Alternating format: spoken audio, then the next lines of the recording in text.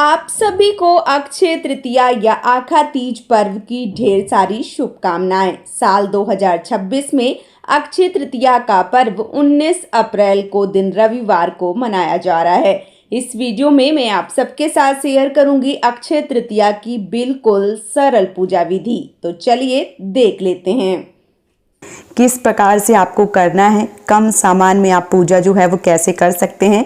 इस वीडियो में आपको संपूर्ण जानकारी जो है वो मिलने वाली है। तो चलिए शुरू करते हैं आज का वीडियो और जान लेते हैं अक्षय तृतीया की सरल पूजा विधि। सबसे पहले किसी भी स्थान को जहां आप पूजा कर रहे हैं वहां पे गंगा जल से या गोबर से या हल्दी से अच्छे से साफ सफाई कर लीजिए, लीप लीजिए और वो जो जगह है उसको पवित्र कर लीजिए। इसके बाद अगर पक्का है तो अच्छे से उसमें पोछा वगैरह जो है वो मार के और इस प्रकार से कोई भी एक चौकी जो है वो लगा लीजिए। चौकी में पूजा जो है वो करना विशेष रूप से फलदायी बताया गया है। तो यहाँ पे मैंने एक जगह जो है वो सुनिश्चित कर ली है और उस जगह को अच्छे से साफ स्वच्छ करके यहाँ पे इस प्रकार से मैंने एक जो चौकी है वो लगाई हुई है। उसके ऊपर मैंने लाल रंग का एक कपड़ा जो है वो बिछाया है। आप लाल पीला कोई भी कपड़ा जो है वो बिछा सकते हैं। इसके साथ ही साथ यहाँ पे मैंने भगवान श्री हरि विष्णु की फोटो रखी है और इस तरफ माता लक्ष्मी की रखी है। अगर आप सबके पास एक फोटो में माता लक्ष्मी और भगवान श्री हरि विष्णु हैं तो आप वो भी फोटो रख सकते हैं। आपके पास इस प्रकार से अलग अलग फोटो हैं तो वो भी रख सकते हैं। इस फोटो में गणपति जो है वो भी है तो मुझे अलग से गणपति रखने की आवश्यकता नहीं होगी। तो यहाँ पे जो संपूर्ण भगवान है या यूं कहूं कि भगवान श्री हरि विष्णु, माता लक्ष्मी और गणपति तीनों लोग मुझे मिल रहे हैं तो मैं पूजा जो है वो आसानी से कर सकती हूँ। बहुत ज्यादा जो है वो तामझाम करने की जरूरत नहीं होती है। अगर आपके पास इस प्रकार की मूर्तियां हैं तो बहुत अच्छी बात है। एक मूर्ति है उसमें माता लक्ष्मी है, भगवान श्री हरि विष्णु, आप वो रख सकते हैं। अलग अलग हैं, छोटी मूर्ति है, प्रतिमा है, विग्रह है, जो भी है आपके पास वो रख सकते हैं। अगर नहीं है तो इस प्रकार की सुपारी को कलावा या मौली जो है वो बांध के पूजा जो है वो कर सकते हैं। भगवान को सुपारी के रूप में, जैसे सुपारी में आप कलावा बांध देते हैं तो जिस भी प्रकार से आप भगवान का पूजा करते हैं उस प्रकार से पूजन करते हैं तो साक्षात भगवान की पूजा होती है। तो सुपारी में भी किसी भी देव का आवाहन किया जा सकता है। तो इस प्रकार की सुपारी जो है वो भी लेके आप भगवान की पूजा जो है वो कर सकते हैं।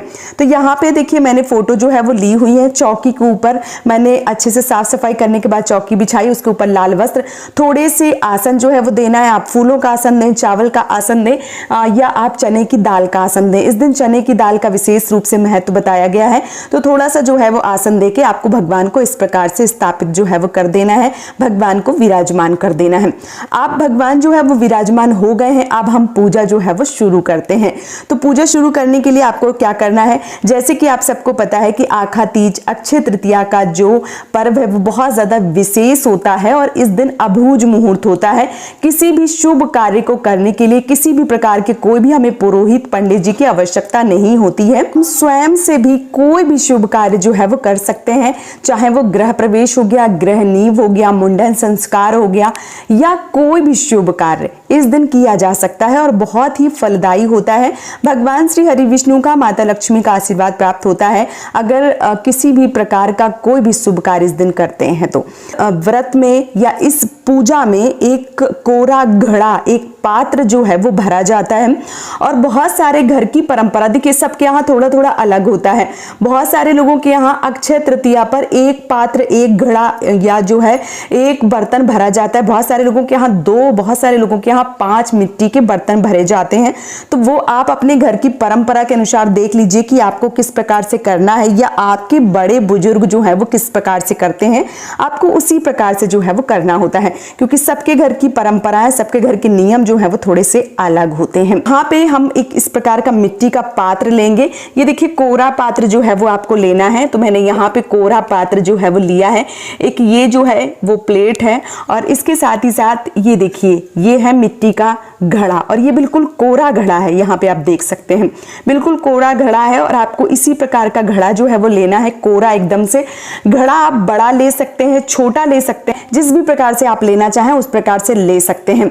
यहाँ पे मैं बोलना चाहूंगी कि अगर आपके घर में घड़ा जो है वो दान करने का नियम है तो आप जिस प्रकार से घड़ा बड़ा छोटा दान करते हैं वो आप दान कर सकते हैं। अगर आपके यहाँ घड़ा दान करने का रिवाज नहीं है, नियम नहीं है, तो ये घड़ा आप अपने घर में भी प्रयोग उपयोग कर सकते हैं।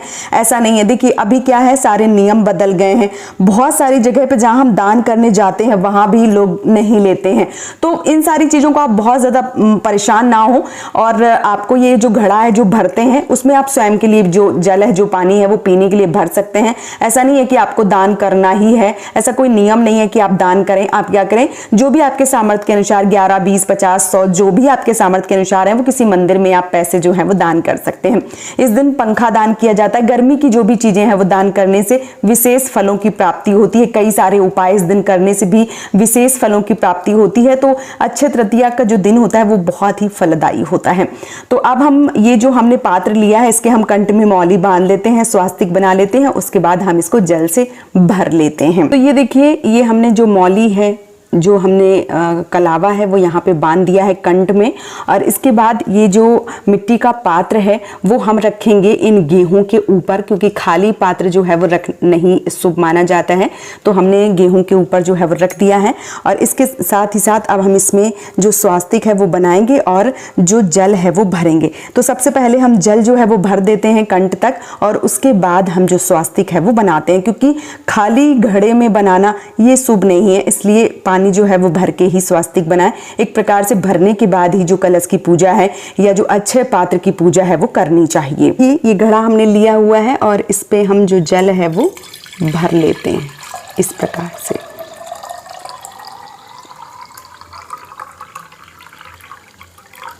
तो ये देखिए, हमने जो जल है वो भर दिया है। जल भरने के बाद में हम इसमें बनाएंगे स्वास्तिक, या आप इसी प्रकार से इस प्रकार से आप 5 या 7 बार जो है वो टीप सकते हैं। तो यहाँ पे देखिए, मैं कोई भी स्वास्तिक जो है वो ना बना के इस प्रकार से 5 जगह जो हल्दी है या जो कुमकुम है वो मैं यहाँ पे लगा दे रही हूँ इस प्रकार से। आप चाहें तो स्वास्तिक बना भी सकते हैं। तो ये देखिए, हमने जो अपना अक्षय पात्र है वो भर दिया है। अब हम क्या करेंगे, जैसे कि मैंने बता दिया है कि हमने तो गणपति जो है वो इस फोटो में विराजमान है, तो अलग से गणपति नहीं रखे हैं। अगर आपके पास नहीं है तो इस प्रकार के फोटो में नहीं है तो इस प्रकार के छोटे गणपति ये देखिए ये बैठा सकते हैं, और या आप चाहें तो जो सुपारी के गणपति हैं वो भी बना सकते हैं। ये दोनों चीज़ जो है वो कर सकते हैं। अब आपकी मर्जी है, या आपके पास जो चीज़ें नहीं है उस प्रकार से आप जो पूजा है वो कर सकते हैं। तो यहाँ पे ये गणपति जो है वो मैं यहाँ पे इनको बैठा देती हूँ। वैसे ये फोटो में हैं गणपति, लेकिन फिर भी मैं इनको इस प्रकार से यहाँ पे बैठा देती हूँ। ये अब हम दीपक जलाएंगे और उसके बाद अपनी जो पूजा है वो शुरू करेंगे।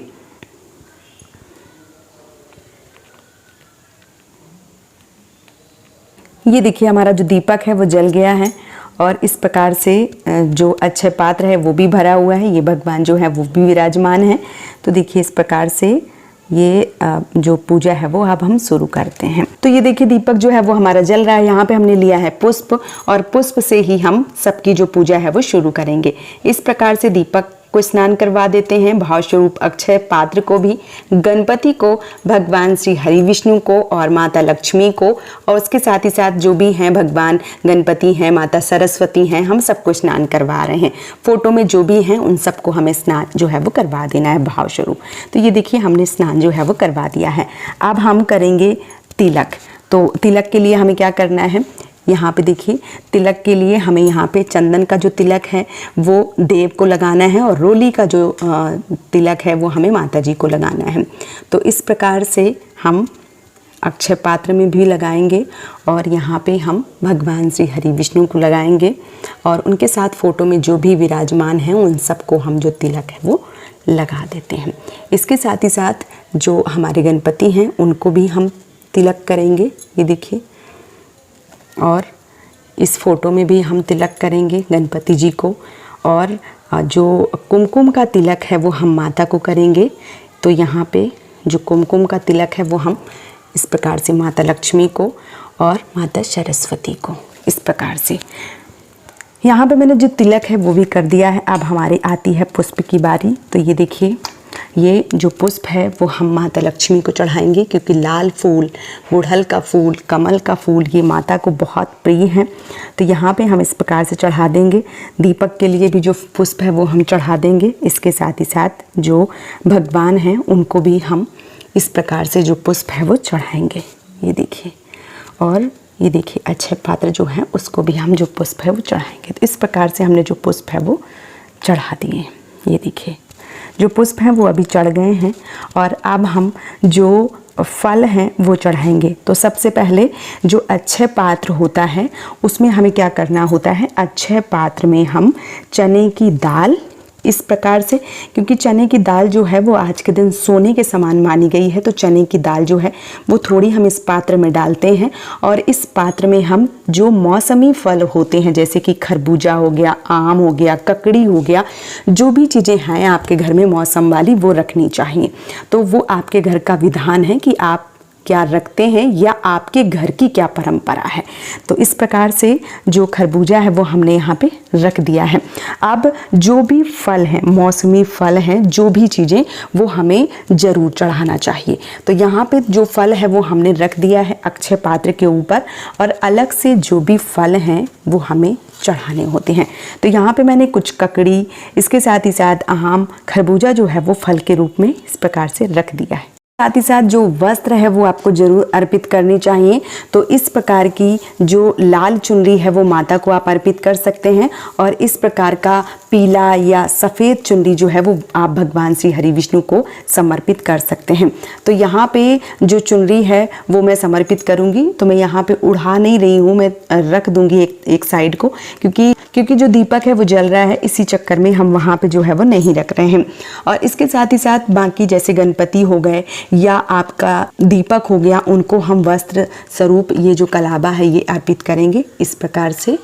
ये देखिए, और इसके साथ ही साथ हम गणपति भगवान को या भगवान श्री हरि विष्णु को जो जनेऊ है वो अर्पित करेंगे यहाँ पे इस प्रकार से। अगर आपके पास इत्र है तो आज के दिन इत्र जो है वो ज़रूर लगाएं, क्योंकि इत्र भी बहुत ही ज़्यादा सुगंधित होता है और भगवान को जब हम लगाते हैं तो इसका भी पूर्ण फल मिलता है। इसलिए इत्र जो है वो आपको भगवान को ज़रूर लगाना चाहिए। आप चाहें तो एक रुई में थोड़ा सा जो इत्र है वो लेके भगवान के समीप रख सकते हैं या आप हाथ में लगा के भी उनके चरणों में लगा सकते हैं। ये देखिए, अब हमें क्या होता है कि जो भी मीठा होता है आपके पास, जो भी भोग स्वरूप होता है वो हम इस प्रकार से भगवान को लगाएंगे और जो भोग है वो हम समर्पित करेंगे। तो ये देखिए भोग जो है वो हमने समर्पित कर दिया है। और इसके साथ ही साथ जो भी चीज़ें हैं भोग में वो आप समर्पित कर सकते हैं। यहाँ पे आप माता लक्ष्मी की जो भी प्रिय चीज़ें हैं वो ज़रूर चीज़ें चढ़ाएं। तो यहाँ पे मैंने एक पान का पत्ता लिया हुआ है और पान के पत्ते में मैंने यहाँ पे बतासे और इसके साथ ही साथ माता लक्ष्मी की जो भी प्रिय चीज़ें हैं वो हमें आज के दिन ज़रूर चढ़ानी चाहिए। तो ये देखिए, यहाँ पे मैंने कमलगट्टा, इसके साथ ही साथ कौड़ी, गोमती चक्र और जो भी सिक्का है आपके पास या जो भी चीज़ें आज के दिन आप लाए हैं वो चीज़ें जो हैं वो आज के दिन ज़रूर चढ़ानी चाहिए।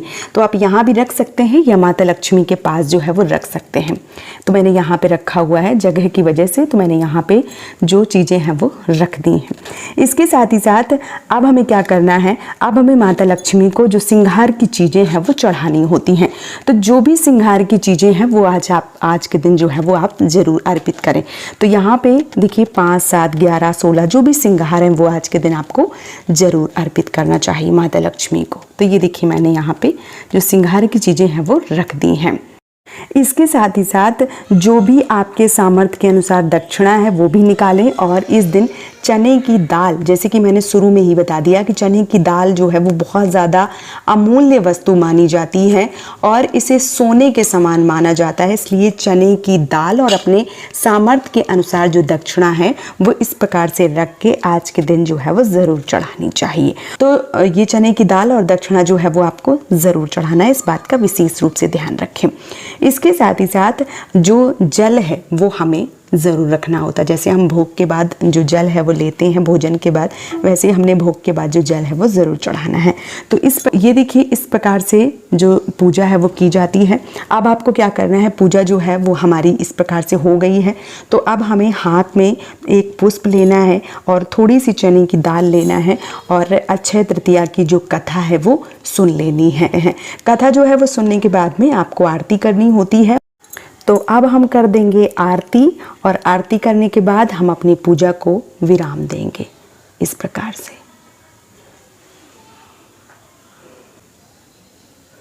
तो ये आरती जो है वो हो गई है और अब हम जल लेंगे और 3 बार पूरी पूजा में वारेंगे ताकि हमारी जो पूजा है वो संपूर्ण हो जाए। तो हमने लिया है हाथ में जल और जल जो है वो लेने के बाद में इस प्रकार से आप पूरी पूजा में इस प्रकार से करके और 3 बार या 5 बार इस प्रकार से घुमाने के बाद में जो जल है वो यहाँ पे सामने जो है वो छोड़ दिया जाता है। तो इस प्रकार से हमारी पूजा जो है वो संपन्न हो जाती है। तो इसके बाद भगवान को, माता रानी को प्रणाम कीजिए और पूजा में रही त्रुटियों के लिए भगवान से क्षमा याचना कीजिए और अपनी पूजा को विराम दीजिए। तो कैसी लगी आप सबको ये पूजा विधि, आप सब हमें ज़रूर बताएं। वीडियो पसंद आया है तो आप हमें सपोर्ट करें, इस चैनल को सब्सक्राइब करके और वीडियो को लाइक करके। आज का ये वीडियो मैं यहीं पे समाप्त करूँगी। बहुत जल्दी मिलूँगी एक और नए वीडियो के साथ में। तब तक के लिए राधे राधे।